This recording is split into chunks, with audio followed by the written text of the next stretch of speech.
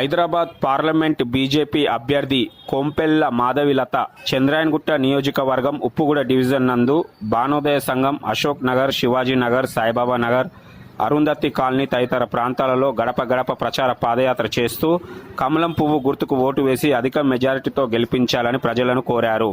ఈ కార్యక్రమంలో BJP senior నాయకులు, కార్యకర్తలు పాల్గొన్నారు.